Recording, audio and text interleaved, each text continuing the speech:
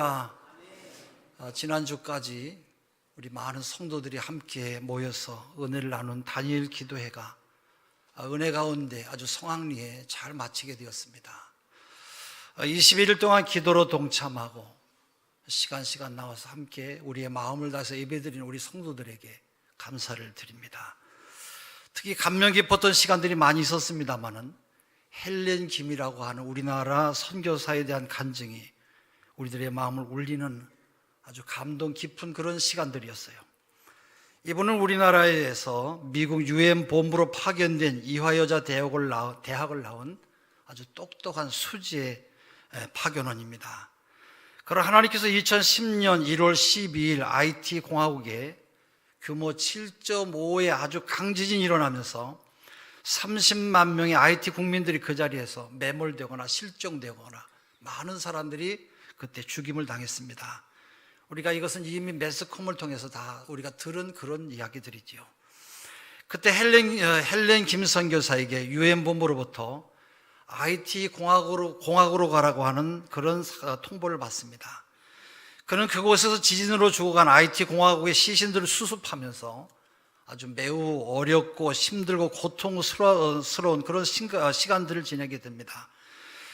이분은 천주교에 다닌 것이 그의 종교 생활의 전부이고 또 어떻게 예배를 드릴 줄은 몰랐습니다만 기독량으로 들은 것으로 어려운 예배라든가 거기에 있는 많은 살아있는 사람들을 잘 이렇게 섬기면서 자기의 선교 사역을 감당했어요. 마침내 UN 본부에서 파송한 사람답게 어렵고 아주 힘든 일을 잘 감당하는 것을 보면서 참 대단한 사람이다 그런 생각이 들었어요. 하나님은 하나님의 일을 감당하게끔 일을 하시는구나 그런 생각도 했어요. 고생과 수고를 마다하지 않고 나가야 되는 것이 십자가의 길인데 그토록 그 어려운 십자가의 길을 혼자 힘만으로는 정말로 감당하기도 어려운 일 텐데 그것을 잘 감당하며 지금까지도 그곳에서 선교 사역을 잘 감당한다고 하는 그런 간증을 들으면서 참 대단하신 분이다 그런 생각이 들었습니다. 우리 입에서 나오는 입냄새는 나뿐만 아니라 다른 사람에게도 피해를 주죠. 그래서 나 자신은 모르지만 옆에서 함께 대화를 하고 있는 사람은 다 알고 있는 것이 입냄새예요. 옆 사람이 말을 하지 않아서 그렇지 입냄새를 맡는 사람은 아주 역겹게 생각을 하고 매우 힘들어합니다. 마치 무엇과 같으냐, 우리의 죄는 내 입에서 나오는 입냄새와 똑같아서 얼마나 역겨운지 그 입냄새 때문에 조그만 봉고 버스 안에 타고 있는 사람들이 모두가 다 힘들어해요. 그러면서도 사람들은 모두 다 수다를 떨며 수군거립니다. 입을 다물고 있으면 좋을 것인데 우리는 너무나 모르고 살아가기 때문에 죄를 밥 먹듯이 지으며 살아가는 것이 우리 인간들이에요. 우리는 내가 얼마나 큰 죄를 지으며 살고 있는지 잘 몰라요. 또 마음속으로 짓는 죄들이 얼마나 많은지도 우리는 잘 몰라요. 사람은 하루에 마음으로 생각하는 것이 사람마다 다 각각 다르겠습니다만은 심리학자들은 하루에 대략 10,000번에서 15,000번 정도 생각을 한다고 그래요. 생각하고 지어버려서 그렇지 수도 없이 사람은 많은 생각을 한다는 것이에요. 그러한 우리들의 마음속으로 짓는 죄가 여러분 얼마나 많겠어요? 우리가 좋은 생각을 더 많이 합니까? 아니면 나쁜 생각을 더 많이 합니까? 하루에 10번만 나쁜 생각을 한다고 할지라도 1년 12달이면 360일 곱하기 하면 365일 곱하기 하면 3650번이고 이것을 10년 정도 죄를 짓는다고 하면 36,500번이고 우리가 평생토록 마음으로 죄를 지며 살아간다고 하면 얼마나 많은 죄를 짓겠어요? 마음속으로는 255만 5천 번이나 70평생의 죄를 지며 살아간다고 그래요. 우리가 짓는 이런 죄는 상상을 초월해요. 255만 5천 마리의 이 바퀴벌레가 내 앞에서 기어다닌다고 생각해 보세요. 끔찍하지요. 아마도 더러운 바퀴 새끼를 보는 순간에 소름이 쫙 끼치고 아마 머리끝이 하늘로 올라갈 것이에요. 이것을 죄로 생각한다고 하면 우리가 얼마나 많은 죄를 지며 살아가는 것입니까? 또 얼마나 많은 죄를 마음속으로부터 짓는 것입니까? 어쩌면 우리 모두는 죄의 덩어리들이에요.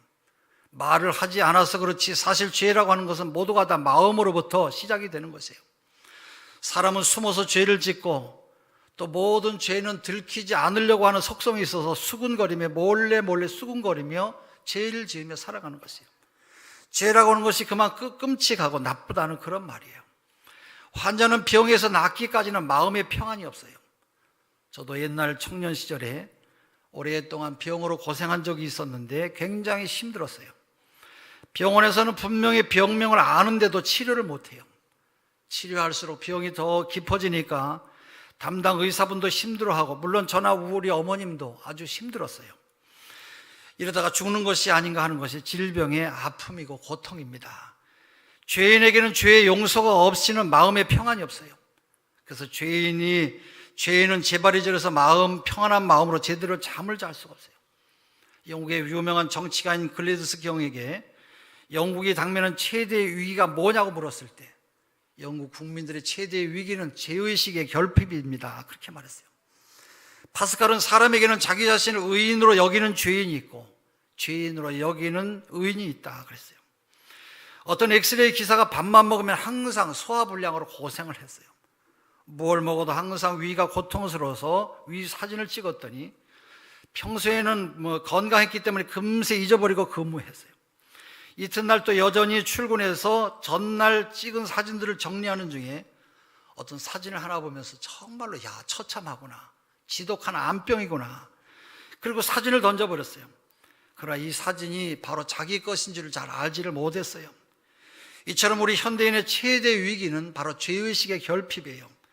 남의 죄는 잘 지적하는데 자기 자신의 죄는 잘 모르는 것이에요. 자기 자신의 마음속에 무서운 암병과 같은 죄병을 지니고 있으면서도 그것을 깨닫지 못하고 사는 사람으로 그는 최고로 어리석은 사람이에요. 요즘 우리 사회의 성도덕은 말로 다 할 수 없을 정도로 타락했어요.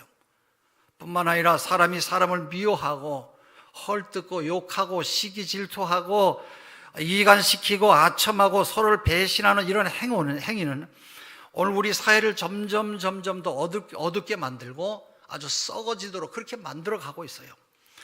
또 돈 많은 사람들이 갑질하는 행위는 말할 수 없을 정도로 힘든 일이에요. 이러한 우리의 마음의 더러운 죄를 회개하지 않고서는 우리의 마음속에 진정한 평안을 얻을 수는 없어요. 그래서 신앙생활에서 가장 중요한 문제는 내 죄를 회개하는 것이에요. 내 속에 죄가 있는 한 우리는 하나님의 은혜를 체험할 수 없기 때문에, 또 회개 없이는 우리가 그리스도의 평안을 소유할 수 없는 것이에요. 오늘 본문의 내용은 이런 말씀이에요. 예수님이 어떤 바리새인의 집에 초대되어서 식사를 하실 때 일입니다. 그 동네에 죄인으로 소문난 한 여자가 예수님을 찾아와서 울면서 예수님의 발을 적시며 울고 있어요. 또 자기의 머리털로 발을 씻기고 예수님의 발에 입을 맞추면서 비싼 향유 한 옥합을 깨트려서 예수님의 발에 쏟아부었어요. 이 사건에 대해서 바리새인은 예수님이 죄인인 이 여인의 행동을 거절하지 않고 어떻게 이 여인의 행동을 용납할 수 있느냐 마음속으로 논쟁을 합니다. 저 여인이 얼마나 큰 죄인인가를 모르기 때문이라는 것이에요. 예수님은 선지자가 아니라고 하는 것을 마음속으로 말하는 것이에요. 마음속으로 이런 생각을 하고 있는 바리새인의 마음을 아시고 여러 가지 이야기를 하시는 것이 오늘 우리가 읽은 본문의 내용입니다.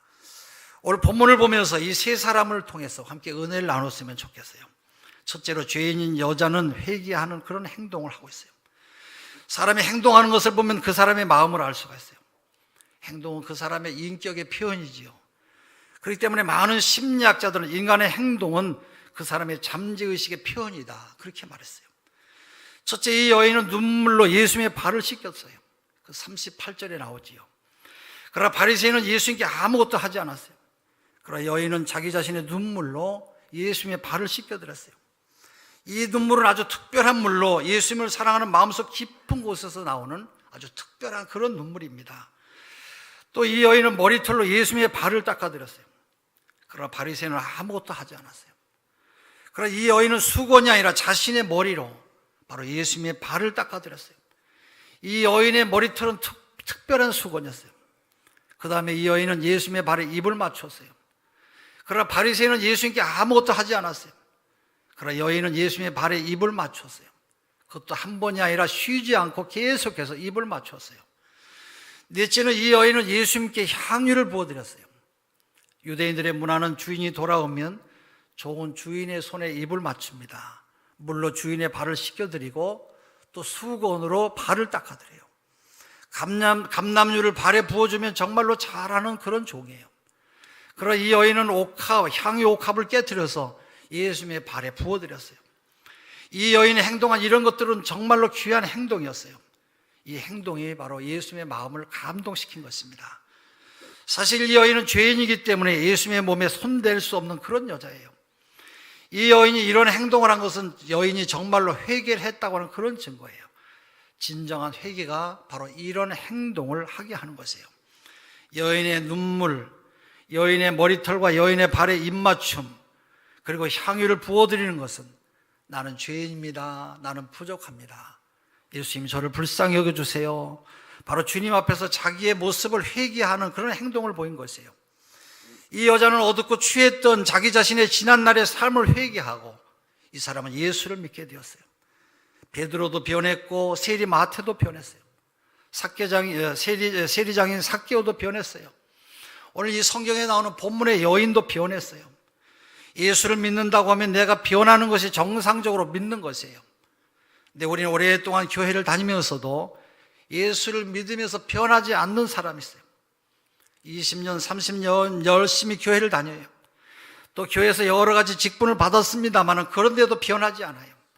생각도 그대로이고 습관도 그대로이고 사는 것도 그대로이고 변하지 않는 것, 바로 이것은 불행한 기적인 것이에요. 변하지 않는 이런 사람들은 참으로 골치가 아픈 그런 사람들이에요. 다른 사람들의 죄는 잘 지적하는데 자기 자신은 전혀 자기가 잘못된 것을 모르고 있어요. 온갖 거슬리는 것을 다 지적하는 것이에요. 그러나 본문의 여인은 변했어요. 변해도 보통 변한 것이 아니라 철저하게 본질적으로 자기의 모습이 다 변했어요. 항상 원망과 불평과 불만과 비난으로 사는 사람이 누군가를 비난하고 있었어요. 듣고 있던 천사가 말했어요. 누구를 그토록 비판하느냐? 내가 제일 싫어하는 사람입니다. 바로 그게 누군데 싫어하느냐? 내가 이름은 잘 모르지만 얼굴은 아는 사람입니다. 저 거울을 좀 보십시오. 나는 저 사람이 꼴도 보기 싫습니다. 탐욕스러운 저 입, 독사와 같은 눈, 거들먹거리는 태도, 도둑고양이처럼 걷는 발걸음걸이, 풍기는 입냄새 등등은 꼴도 보기 싫고 더구나 입냄새는 맡기도 힘들고 역겨울 정도입니다. 그때 천사는 뭐라고 그랬어요? 잘 보아라. 저기 저 거울 속으로 걸어오는 사람은 바로 다른 사람이 아니라 너 자신이라고 그렇게 말했어요. 그렇습니다. 내가 가장 큰 죄인이라고 하는 것을 모르고 이웃을 향해서 온갖 비난을 하는 것이에요. 이런 사람은 하나님 앞에 회개하시기를 바랍니다. 그때 예수님은 여러분에게 내 모든 죄가 사해졌다고 말씀하실 것이에요. 그래서 진정으로 변화된 그리스도인들이 되시기를 주의 이름으로 축원합니다. 두 번째, 바리새인 시몬은 과거만을 보는 사람이에요. 시몬의 마음은 여인의 과거만을 보는 그런 마음이었어요. 과거만 보는 사람은 사람을 올바르게 볼 수가 없어요. 바로 죄인인 여인은 울면서 예수님의 발을 머리털로 닦아드렸고 발에 입을 맞추며 향유를 부었어요. 이것을 본 바리새인은 마음속으로 이런 생각을 해요. 제가 성경에 있는 말씀을 그대로 여러분에게 말씀드린다면 39절입니다. 예수를 정한 바리새인이 그것을 보고 마음에 이르되 이 사람이 만일 선지자라면 자기를 만지는 이 여자가 누구며 어떠한 자 곧 죄인인 줄 알았으리라 하거늘. 이 말씀은 바리새인은 지금 이 여인의 과거가 죄인이라고 하는 것을 보면서 마음속으로 생각을 하는 것이에요. 여인은 정말로 소문이 나쁜 여자였어요. 학자들은 이 여인이 몸을 파는 여자라고 그렇게 말해요. 그러니까 얼마나 큰 죄인인가 하는 것을 알 수가 있어요.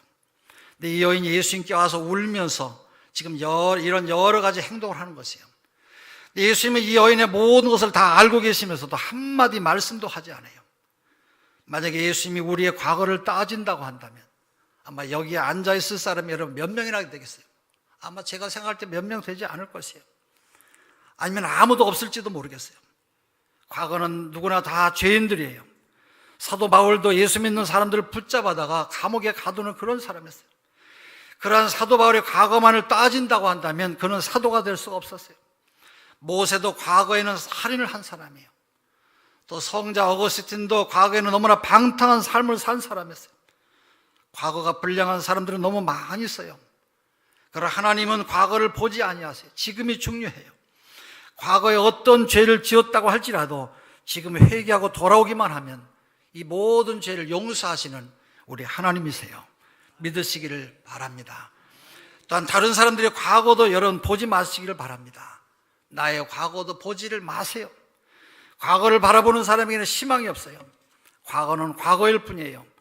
하나님은 우리를 과거로 평가하지 아니하시고 지금 현재 이 내 모습, 부족한 이 모습을 보고 계세요. 오늘 지금 내가 올바르게 살면 하나님은 그런 사람을 사용하세요. 할렐루야. 그래서 금 중에 가장 비싼 금은 지금이라고 그래요. 지금. 미국에서 토크쇼의 여왕으로 잘 알려진 오프라 원피라고 하는 사람은 어머니가 그를 낳아서 버린 사람이에요. 그는 사생아예요. 여러분 얼마나 불행하게 태어났어요.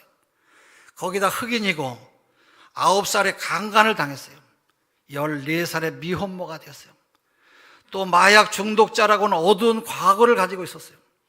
그러나 이 여자는 과감하게 자기 자신의 불행했던 과거를 청산하고 미국의 토크쇼의 1인자가 되었어요. 그녀가 성공한 후에도 많은 사람들이 그녀의 어두운 과거를 들먹일 때는 그는 뭐라고 그랬습니까? 그래서 네가 어쨌다는 거냐? 그래서 네가 지금 들먹이는 그것을 내가 지금 어쨌다는 거냐? 하나님은 나를 얼마나 사랑하는지 아냐고, 너희가 아냐고 쏘아붙였다 그래요. 과거는 과거일 뿐이고 지금이 우리에게 중요한 것이에요.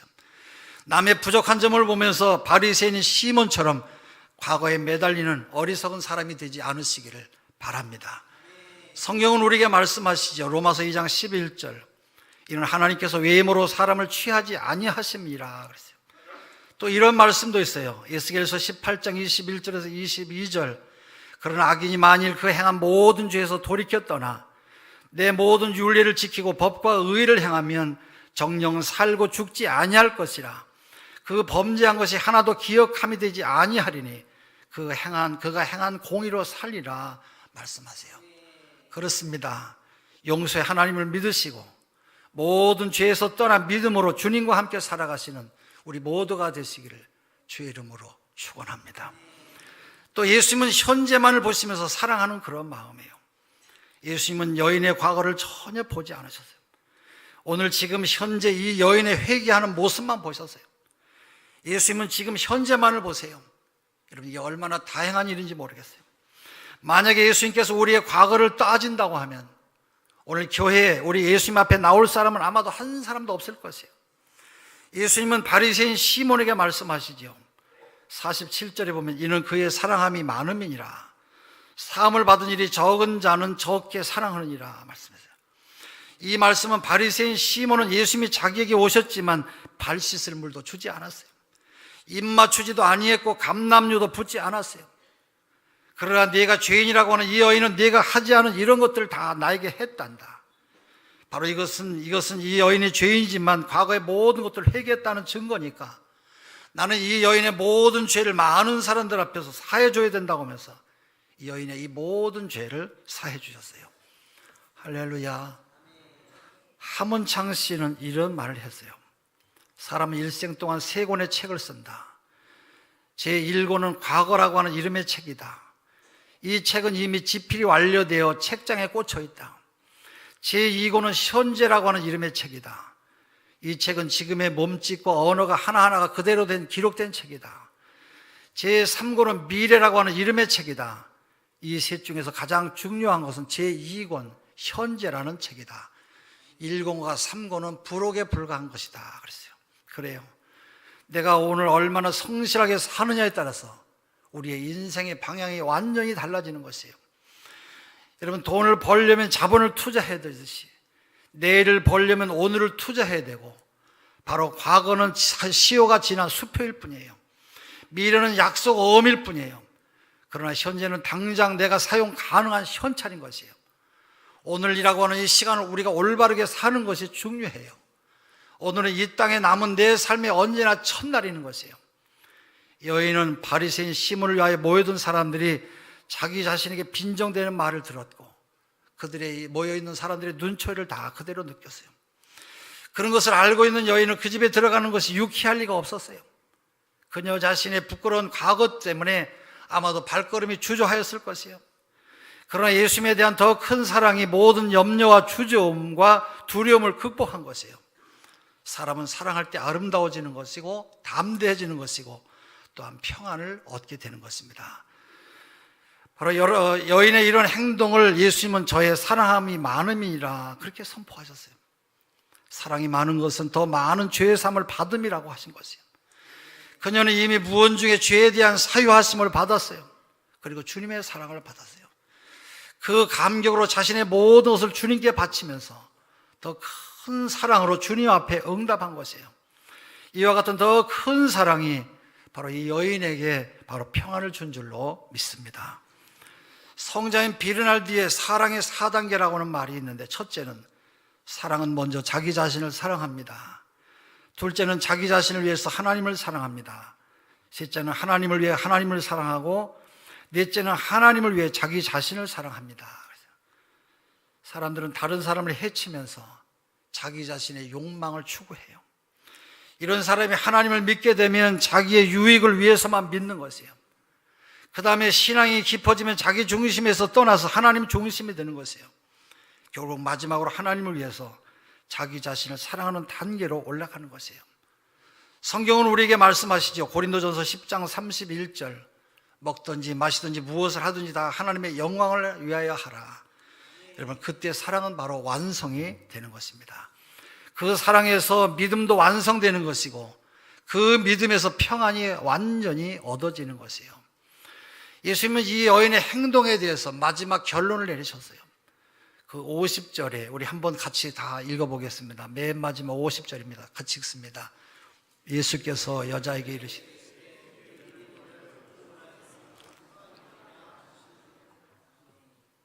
이 여인이 행한 모든 행동은 믿음으로 한 것이라는 거예요. 바리새인처럼 사람들에게 보이려고 한 것도 아니고 오직 예수님께만 한 것이에요. 이 여인의 이런 행동은 여인을 죄에서 구원하게 하셨어요. 다른 사람들의 따가운 눈초리에서 구원하게 했고, 진정한 평안이 이 사람 마음속에 자리 잡게 된 것이에요. 요한복음 14장 27절, 평안을 너에게 끼치노니 곧 나의 평안을 너에게 주노라.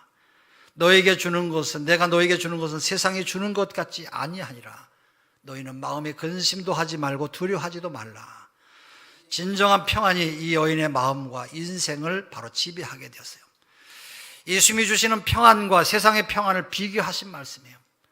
세상의 평안은 외적이고 상대적이고 일시적이에요. 거기에 대한 우리 주님의 평안은 내적이에요.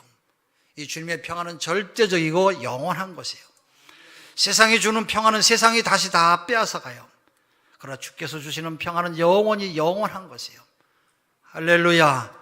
이런 그리스도의 평안은 오늘 본문의 여인처럼 회개와 헌신과 사랑으로 얻어지는 것이에요. 남을 향해서 손가락질하고 남을 향해서 비판하고 자꾸 이런 사람은 끝까지 그런 삶을 살 수밖에 없어요. 우리 주님께서 우리에게 정말로 원하는 것이 어떤 것이에요? 고린도전서 12장 14절, 나의 구하는 것은 너희의 재물이 아니요 오직 너희니라 말씀해요. 예수님은 우리가 회개하고 변화된 모습을 원하고 계세요. 본문의 여인처럼 완전한 헌신을 요구하시는 것이에요. 우리의 몸으로 산 제사를 드리는 것이에요. 진정한 믿음의 조건은 바로 회개하는 것입니다.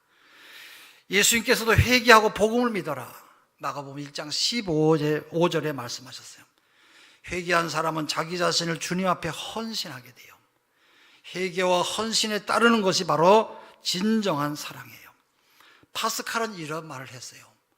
하나님을 사랑하는 데까지 가는 거리가 멀다 그랬어요. 하나님을 아는 데서 사랑하는 데까지는 거리가 멀다 그랬어요. 여러분은 지금까지 예수님을 아는 지식에, 이 신앙적인 지식에 머물러 있지는 않습니까?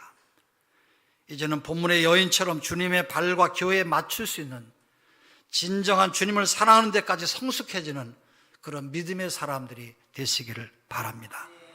그것이 진정한 신앙이고 믿음이고, 이것이 바로 우리 주님을 기쁘게 하는 일인 줄로 믿습니다. 기도하겠습니다. 하나님, 우리 모든 성도들의 신앙이 더욱 말씀 앞에 견고해지게 도와주시고, 우리 모두가 주님을 사랑하는 믿음의 사람들로 주님의 마음을 시원하게 해드리는 믿음의 사람으로 살게 하여 주시옵소서. 날마다 그래서 내 주변에 많은 사람들이 당신을 보면 내가 예수님을 본 것 같다는 그런 믿음의 고백을 할 수 있도록 은혜를 나누어 주시옵소서. 나 한 사람이 하나님 앞에 올바른 믿음의 사람으로 세워져서 우리의 가정과 남편과 형제와 이웃들을 구원하는 믿음의 사람 되게 하여 주시옵소서. 예수 그리스도 이름으로 기도합니다. 아멘.